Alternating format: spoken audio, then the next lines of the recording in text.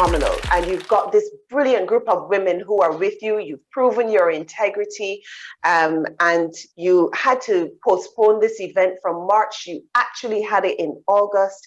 Was it a physical event that they went to a location to attend? And how did it actually go? Yes, it was actually a physical event. And that in itself was a challenge because we're in the midst of, like the rest of the world, COVID-19. You had to observe a lot of protocols. So from a planning perspective, it was far more detailed and involved. And I'm an execution oriented, so I love the little things. I love to make sure. I tell people I don't have events. I like to give women experiences. So I like to make things special, little knickknacks and giveaways and all those kind of things. The numbers actually increased from what I was originally planning in March. So I was really, really excited about that. I was like, wow. And I have a small team. We don't have an official team, but when it events, they're a core group of people that will come together and help me plan. So from a physical location perspective, we had to make sure we had the right place, make sure it was well ventilated, observing these protocols. And then there were little things that, I mean, we all knew that we would have to have these sanitizing stations, we would have to have the temperature checks, all of those things. They were the obvious, they've become a part of our lives now. But things like food, because I always serve refreshments. Mm-hmm. I literally had to sit down and think, well, okay, before we would have our warmers out and people would either serve themselves, and you can't do that anymore. So you had to think about containers to put things in, have everything packaged out. And it's the little things like that that can turn, that's why you have a lot of people who can't do events. It's too expensive because now you've got to go and buy these individual containers and you've got to think, okay, I'm going to have one person just serving juice. I'm going to have one person just serving the tea, make sure that they're gloved up and stuff like that. The gloves are changed regularly. It's little things like that, but the support from the ladies and the reports afterwards, I love the way that your team worked. And it's not about me, it's about a group of women that come together. They understand your vision, or they don't even have to understand your vision. They're willing to execute that vision, which is very important in business. Some people will catch the vision, other people will help you to execute the vision. They don't have to understand it, just execute it. And then you leave people with the kind of thing in there. Most people left like, okay, I can go out to certain types of events now because people are still unsure in August. Yeah. I can't go out to certain events because once they're done right and once people follow the protocols, then we should feel safe. So yeah. we had a really, really lovely evening. We really, really did. So I can't complain. I am very, very happy to hear that. You were sitting there talking about all of the planning and the two words execution strategist came to mind. Yeah.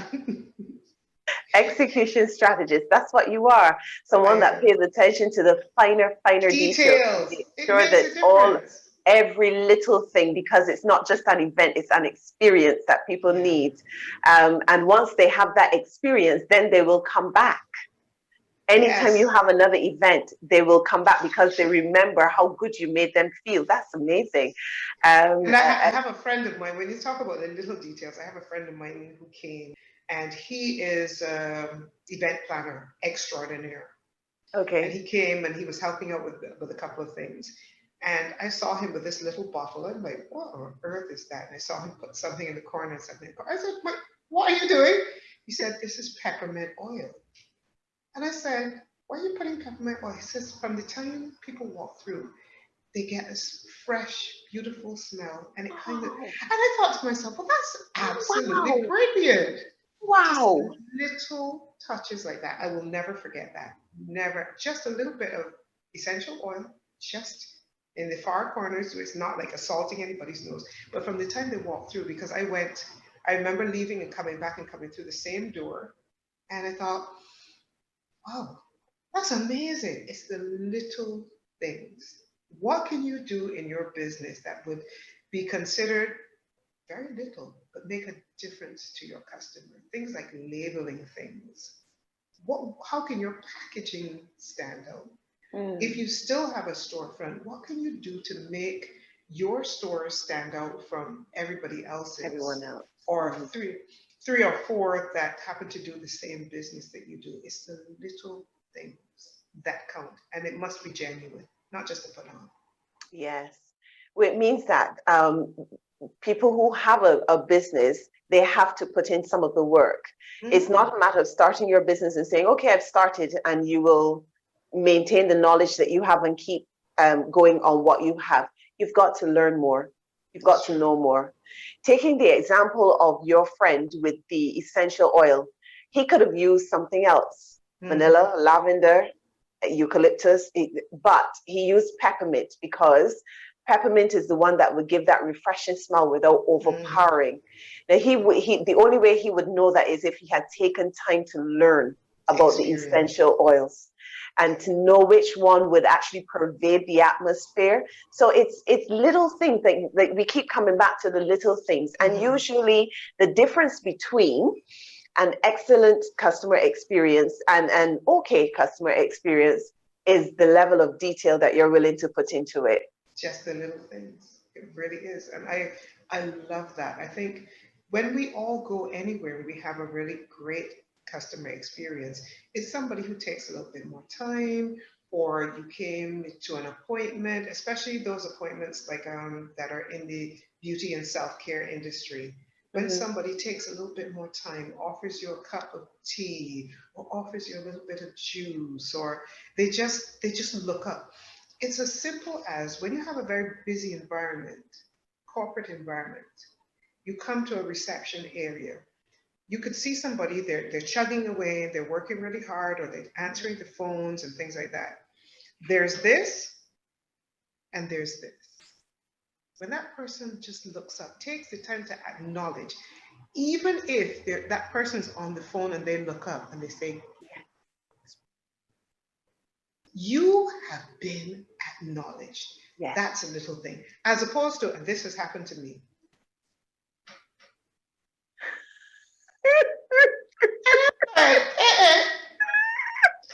business gone elsewhere. Have you ever experienced that where they do not, you're just a Yep, number. You're absolutely. just a number.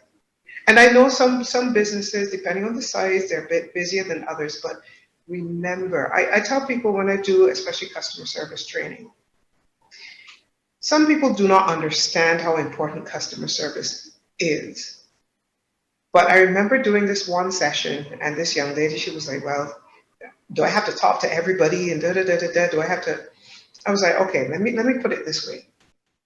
Every customer that walks through the door represents a percentage of your salary, your take That's home right. pay at the end of the week, every 2 weeks, or every 2 months. Let me ask you a question. Can you afford to lose any of your salary? And it was like the light bulb went on. I said, seriously, taking considering what you get paid, what you have to pay your family, can you afford to lose any of that salary? She's like, no. I said, well, every time you chase a customer, that is exactly what you're going to do. Because if you lose enough customers, then business owners will have to start trimming. They'll have to start sending people home. So customer service is so important. And it doesn't matter if you are the only person in that business, or if you have 10 people in that business or 1,000 people in that business, the little details, that excellence is what makes people either never come back or a completely raving fan. Simple. Fantastic. It's your dedication and your outlook that has made CMT Media and Events a business that people will go to for smaller events. Is it you specialize in smaller sort of Yes, bespoke events? definitely, definitely. That is my comfort zone, even though people say you should come out of your comfort zone. I'm happy here. Thank you very much. Um, Well, there's a difference between coming out of your comfort zone and understanding how to position your business and staying there. There's a Yeah, difference. that's my niche. I'm going to use that word. That's my niche.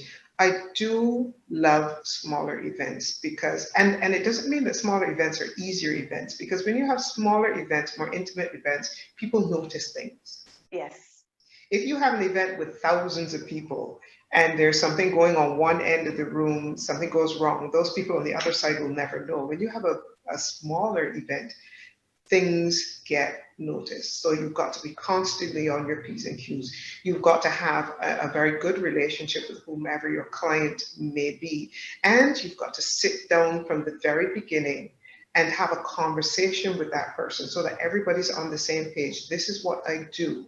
I can help you organize this wedding, this birthday party, or this corporate seminar or meeting, or maybe you've got an award ceremony, or you're planning something for your staff. This is my specialty. This is what I can do. Mm-hmm. I do not do trips to the moon. That's not my thing. But at least they understand. And if they come back to you 2 weeks later, well, I was thinking about, we're going to have the award ceremony, but I think we're going to have it on Mars. Can you take? No, I don't do anything outside of Earth. But you have to make it clear, crystal clear what you do, and do not promise anything that you cannot deliver. Fantastic. Because if you promise it and you don't deliver it, then the client has every right to say you are absolute rubbish. Fraud. And bad news travels. Bad news travels. Yes. Faster than good news. Faster than good news. Absolutely. People do love a talk. They love to talk. They love to talk about bad experiences. They love to talk about sad experiences, but they keep the joy to themselves. If they have a good time, they've had a good time. I'm supposed to have a good time, so I can keep that to myself. But the other thing I want to bring out where that is concerned is using your example of someone saying to you, I want to have this event, but I want to have it on Mars. And if the price is right, does it mean that I take it? No. What can you do? No, in the events industry, let's just look at this very small portion of what I do. I also know event planners who can plan, and their specialty is bigger events. If you have a relationship with an event planner who does that kind of thing, you have two options. Either you take it on and you subcontract that business, but you have to have a clear understanding between you and that subcontractor, what the cost is going to be and all those kind of things. That is an option. Or you have a relationship with someone and you kind of build those kind of relationships over time where you can say, hey, this is not my specialty, but you know what? I know this excellent planner who plans events for anything 2,000 people and above. Her name is Carol Toppin. I highly recommend her. Would you like me to put you in contact with her? Oh yeah, sure. You make the connection. Hey, this is Bob, and Bob wants to da-da-da. He wants to have it on Mars, and I know you are a Martian, and you pass on that. But you have to have those connections as well. I think one of the things that we do is we don't form alliances. I am a firm believer in collaboration. Absolutely. You cannot do everything on your own. You cannot grab at everything. Now, what would be nice, yes, Karen Toppin specializes in these amazing events on Mars and Jupiter and wherever you want. But what Karen can do is when she gets a smaller event, she could keep it, because if you like doing big ones, you can do small ones. She could keep it, or she could say, you know what? Carol is always recommending people to me. Let me shift this her way. Instead of hoarding, it has to collaboration. That's what it is, working together, back and forth, feeding off of each other. That is how we need to work. Unfortunately, we are in a world of very, very greedy people. Everybody wants everything for themselves. And some people prefer to ruin their business and their reputation by grabbing at everything. You may have millions of dollars now, but what about down the road? If you don't manage it properly, if you don't do it, your business is not going to last. Build those strong relationships and those really strong bridges, because that's how a lot of people are getting through right now, based on collaborations that they've formed over the last 5 years, 10 years, and they're passing that kind of information on. Hey, I know things have been slow for you, but hey, here's this. Or I make soaps and you make soaps, but I've got a big order coming up and I know your quality is good. Hey, look, I can't handle this order, but Karen can. I use her soaps all the time. She is fantastic. You got to be strong enough to let go some of that. Let go some. Build community. That is important in business. That's another really important trait for being successful in business, networking. It's important that people network, but network in the right way. So for instance, I have been to a couple of networking meetings that was nothing more than a big show and people milling about. I can't say that I came away knowing anything or learning anything. Or And making any great then, contacts. no, Mm. no great contacts, nothing that benefited. And this was when I was doing the decorating with balloons, because I went through a phase where I would decorate for events, but I would use balloonery Right. to decorate. And so I went to a couple of events where there were other event planners and other people that do different types of decoration. And so when you stand, you talk to people and so on, and nobody is really willing to let go because everyone is there to put their business forward. Whereas I kind of went with a different mindset. I've Right. always been different. I went with a mindset to see how I can network either up or out. Yes. Network up or out, because anytime you go to a networking meeting, that's what you need to be doing. You need to look and see what type of connections can I make that will help me to expand and help me to help someone else to expand. Those are the best types of connections that you need to make, and there's not enough of it being done, but we're going to change that. This generation, we are going to change that. All right, so there's just one more thing, Carol, that I want to talk about. And you are the director of fundraising for the Precious Touch Foundation. What is the Precious Touch Foundation? Well, the Precious Touch Foundation, Inc. is a wish granting organization. Most people would have heard of Make-A-Wish. So that's basically what we do, but from a local level right here in Barbados. So we grant wishes to children who have life-threatening illnesses. So because we've been going since 2007, November 24th is our anniversary coming up. Okay. We would have built a reputation within the local hospital, Queen Elizabeth Hospital, on the pediatric ward. So a lot of the staff know us, nurses know us, some of the pediatric doctors in particular, they know who we are and what we're about, because it's not just a case of, hey, my son broke his arm, so da-da-da-da-da. It's not that. You have to have a life-threatening illness, which means it has to be signed off by a doctor. And the staff there would make a recommendation, hey, you know about this organization? And they'll put us in contact with the child and with the parent. And we would go in and offer them a wish. Once everything's signed off and approved, we have the doctor's letter and everything. So you have to be very above board with what you're doing. And once we get that information, we discuss it as a board. And somebody volunteers to go and meet this child and the family where possible. Now, bearing in mind with COVID-19, it has been kind of difficult to do a lot of that, because when you're dealing with children who have life-threatening illnesses, you know you've got to protect them. A lot of them spend a lot of time in hospital. Some of them have to be in, definitely. And even outside of COVID, you would have some children, depending on what treatment they're going through, they'd have to be literally isolated, so you couldn't go into their particular room and things like that. So you have to find creative ways to do it, and even so more so now in COVID-19 season. But once we kind of get the name, we'll choose at least 2 directors to go and meet the child, because the children need to know a little bit more about us. And I think all of our directors are really, we're very child focused. So even though the parent must be there, we like to have a conversation, meet the child, talk to them. Some of them are very outgoing. Others are like behind mommy, behind daddy. But we always tell them, listen, this is your wish. Doesn't have anything to do with mommy, doesn't have anything to do with daddy or grandma or whoever's responsible. This is your wish. And we offer them 3 wishes. Their number 1, this is the one I want the very, very, very, very most. Then we say, okay, just in case for some reason you can't have that wish for something else. So we give them the 2nd, and then there's a backup to the backup, which is the 3rd.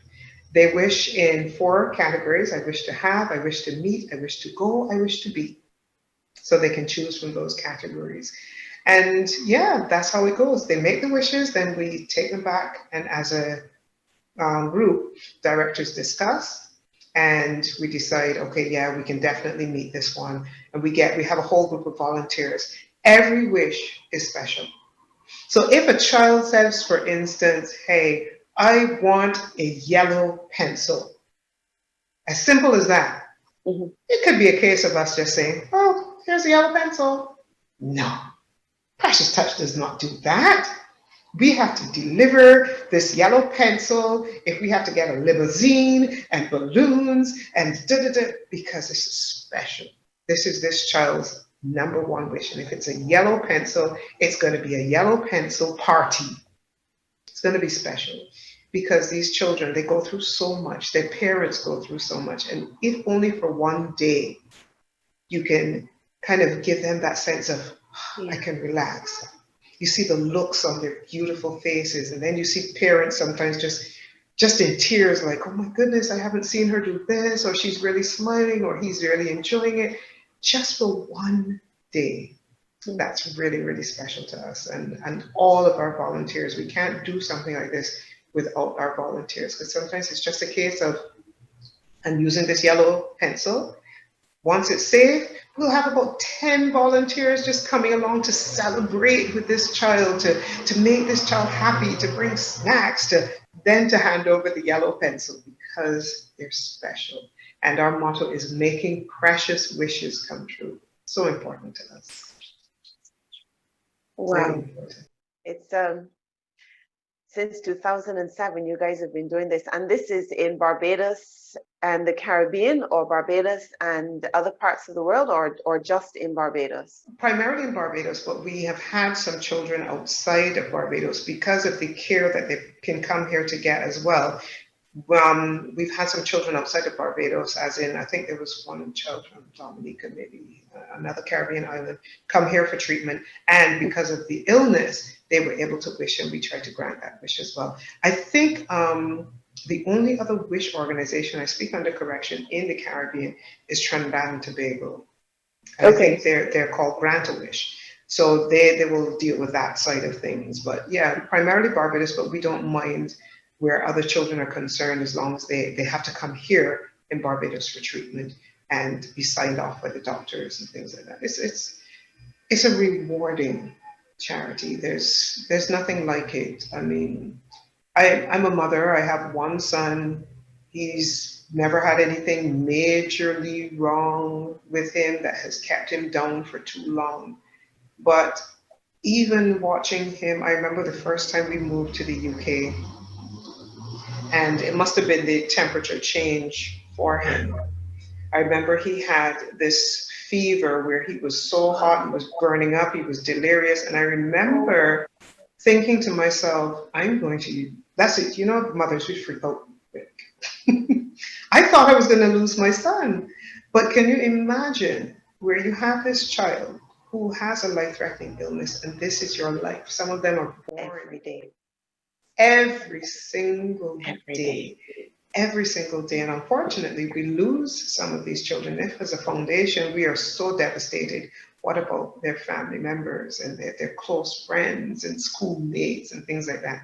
It keeps you grounded, I must say. It keeps you very, very grounded. Yeah. And life is about service. I mean, with all the stuff that we have going on, and business and challenges that we have going on, a life that is lived without serving others is a wasted life. That is my personal motto. A life that is lived without serving others is wasted. Absolutely wasted. We can all find something to give. If it's not money, it could be non-perishables. It can be those outfits that we have in our wardrobes. I'm going to get back into that. No, you're not. Just give them away. Give some time. Go and read to someone. Winter is coming up in the UK. Winter is coming up. You're going to have so many vulnerable people. You're going to probably have to look at an online platform. But how about, you know, finding a way within your community, maybe those vulnerable people, the older people that you can't really go into their homes, but they have family members who can set up a laptop for them and have conversations once a week for about 30 minutes with the person living around the corner, reading with somebody. The only contact they might have during this winter season, in the midst of one of the most horrible experiences all of us have ever been through on this earth today, COVID, because you can't go out as you would like.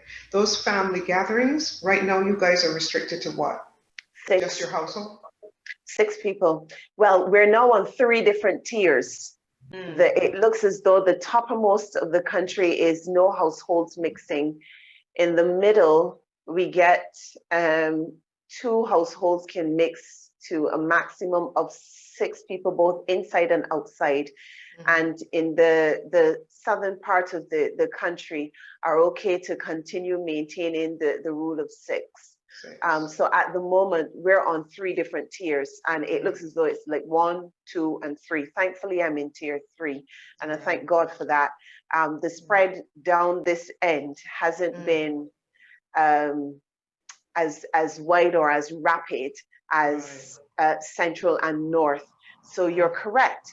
There are going to be some people, I mean, even now, from the time the announcement was made yesterday, this morning, I didn't get to listen to the news this morning, but I can just imagine what people are saying. You know, Christmas is coming up. The elderly, they're not going to be able to see their children. They're not going to be able to see their grandchildren. And how do they get the gifts? How do they see the joy of Christmas? How do they enjoy the smell of the food? How do they enjoy the meal? How do they enjoy sitting, you know, on the sofa with the eggnog in their hand, watching a silly movie that they've watched every year for the past God knows how many Christmases? You know, it's not going to be Christmas like anything else that we have ever experienced before. It is going to be hard. And so you're absolutely right. This is the time that we can begin to think about how we can change things. I wrote an article which I posted on the platform Medium about pivoting your business or pivoting what you do in order to keep in touch, and in order to, well, it was about repositioning your business to maintain profitability. And that was really based on the restaurants and pubs and so on and so forth that are going to have to close at 10, and because it is now legally mandated for them to close at 10. Well, that was then. Now some of them just have to close again altogether. But it's all about thinking about what you can do to reach out to people, to serve people. If the only thing that you have in your mind is about the profitability, you will reach a block. If you begin to think about your business in the line of serving others, you'll find that your creativity will flow.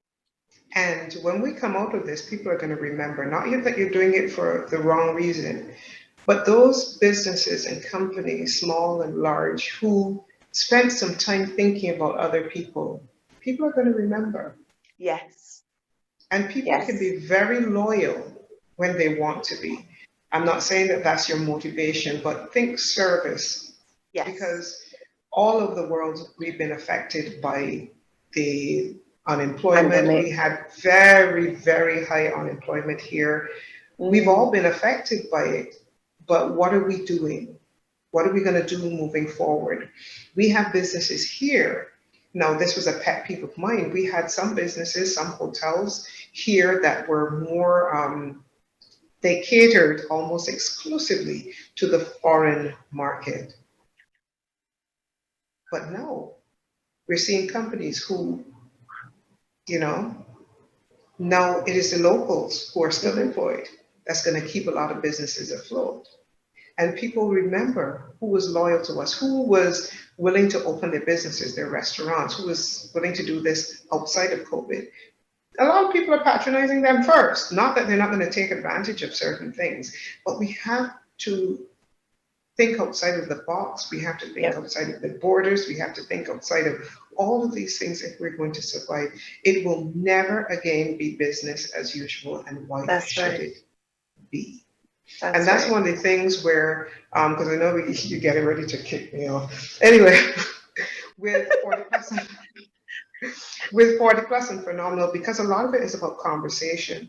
I've had women from all over the world be a part of it. So if you are in the UK or watching wherever, it is not just about Barbadian women. It's about Caribbean women. It's about women from the UK, from Spain, from wherever. What is it that you do? How is it that you can share? We've had authors on. We've had we had a bra specialist from the UK. She was amazing, absolutely amazing. The bra.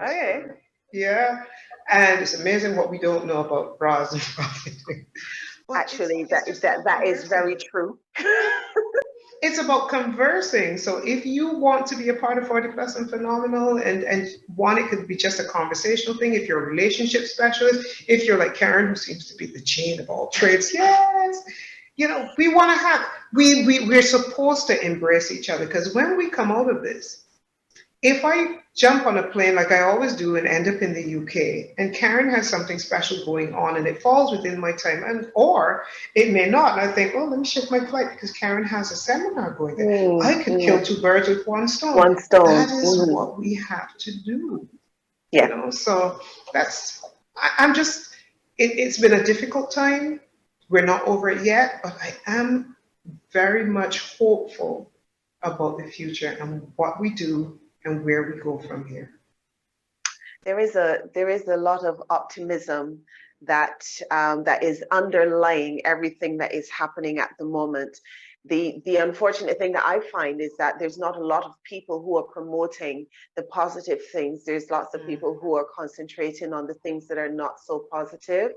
The news feed doesn't help. It is true that the news gives you the information that you need, but really and truly, when you have that information, then it is about how you process that information and what you do with it, to make a more positive experience for yourself. Carol, it's we can sit and we can talk like this. It's actually really easy to talk, but we've got to bring the show to a close somehow. And this is never the easiest part for me, because when I've had such an informative and easy conversation with someone about business traits, aspects of business, how to develop, we've talked about a lot of things just in the midst of having an ordinary conversation. And I don't have. Usually what I would do is I would ask my guests a curveball question, and I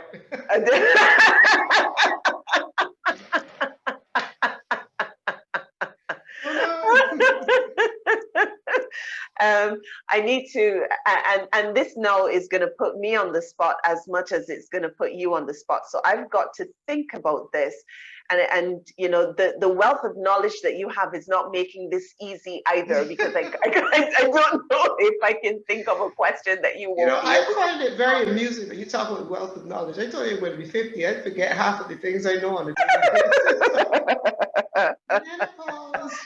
No, don't worry. I think that you get your knowledge by osmosis, simply because you are in the because you're in the media sphere. Yes, and somebody says something really intelligent, you're like, I'll say that. All right, I think I've got one, and I think this is probably going to be more motivational for you, rather. So it's not really a curveball thing, but it's probably going to be more motivational for you. So, Carol, you are asked to attend a sixth form at a school to address the sixth formers there about developing life skills. And afterwards, it was so well received that someone comes to you and asks specifically about getting into the area of media, working in media. How do they get a foot in? How do they start? What advice do you give them? First and foremost, read. That's one of the things. Read. You have to read. And not just news stories, but you have to read. Reading helps you to develop vocabulary. And I find in a generation of texters and very short, most young people, and not just children or sixth formers, they can't have a conversation with you because their brains have almost been programmed to take words and chop them up into 3 letters or whatever, and they can't. The second thing I will tell them is have conversations with people, not necessarily your peers only. Have conversations. Start with the people in your household. Sit down and have a conversation with your mom or your dad. Sit down and go and really listen. Ask a question. It could be an assignment that you have at school, say, you want to independence is coming up and you want to find out about Barbados bygone, you go and look for the oldest person you can find in your neighborhood, and you sit down and you say, tell me about your childhood, and you listen, because that's how you learn, you know. One of the other things I would also tell young people as it relates to media is to kind of understand that anytime you are afraid of flying or you're afraid of falling, and it doesn't have to be in a literal sense, the media isn't for you, because you're going to fly high sometimes and you have to be able to manage that, because it can go to your head very, very quickly and you can get very egotistical and all those kind of things. So if you're afraid of flying or you don't know how to handle flying, as in when good things happen, when people give you accolades and all of those things, how are you going to manage your own ego? If you're afraid of falling, in media, you will make mistakes. If you're going to beat up yourself all the time, or you're going to stay down, as opposed to, I made a mistake, and what have I learned from this, and move on. If you are not one for mentorship, media is not for you. You have to understand that this is a business where you have to learn from people who've been in this. And because we come from a society which almost teaches entitlement, we have an ATM society where you just go and stick in something and expect something. We have a drive-through mentality. We don't want to wait for anything. Media, good media, when you look at from journalism to TV to radio, when you look at the true successes, and I'm not talking about followers and this silly word that we're throwing around called influencers, it's very shallow. If you want to be the best, you have to be able to take on letting somebody mentor you, which means you have to take advice. You have to be teachable. You have to sit down and go and learn and really build. But then you also have to be strong enough to develop your own style. You may admire X person or Y person, but you have to develop your own style, because regardless of what we think, a lot of media, especially radio and TV, is personality driven. What kind of broadcaster do you want to be? Do you want to be a TV anchor? Do you want to be a talk show host? Do you want to be into investigative journalism? When you look at some of the best investigative journalists, not only is their work solid, but there's just something about them. One of the people who I've admired for years, Christiane Amanpour, I used to watch her stories absolutely riveted up. Like, what is she doing out there with? But it was just something about her personality. She would be in the midst of things flying everywhere, and there was just something about her voice and the way she handled things. What kind of media personality do you want to be? What are you willing to invest? Are you willing to invest in yourself? Do you care about what other people have to say? Are you interested in truth or propaganda? All of these things. It's not easy. And we get so caught up in this reality TV, people famous for absolutely no reason whatsoever. None. I would call some reality shows, but I will not do that. But what are you going to do? What is it that you really want? It's not glitz and glamour. It looks like that. But if you want to be the best in this business, you got to put in the work. You're going to get some good days, and you're going to have some horrible days, and you're going to have some great people to deal with, and then you're going to have some horrible people to deal with. But you need backbone. So it's a lot. It's a lot. I've learned a lot. Still learning after over 17 years. Well, that's really good advice. Very, very good advice. And I want to say thank you so very much for being candid and for sharing so openly. It's actually been really easy to talk. And I know I sound surprised, but sometimes it surprises me how easy it is to sit and talk to someone who is willing to talk. And you've been willing to talk, you've been willing to share. And I want to thank you so very much, Carol, for being here, and wish you God's continued blessings and great success on everything that you put your hand to. I know that you've got all of the principles in place, you've got a firm foundation, and all of these things. And I don't know if you're doing any celebrations leading up to your 50th, But if you are doing any celebrations and any of them are virtual, let us know what you're doing. So if we can join in and celebrate with you, we shall do so. Okay, thank you for having me. I really appreciate it. And I want to say thank you so very much to everyone who has tuned into Key TV today. It has been a time and then some. So if there's something that you've enjoyed, if you've taken something away from today's program, please leave a comment underneath this episode so that we can see what it is that you've learned and touch base with you. Also, if you would like to get your own slot on Key TV, remember, drop me an email on keyinspirations@gmail.com. You can see it there, keyinspirations@gmail.com, and we'll book you on the show. So until the next time Key TV comes your way, remember, keep integrity in your business, be open, make sure you're progressive, stay safe, and bye for now.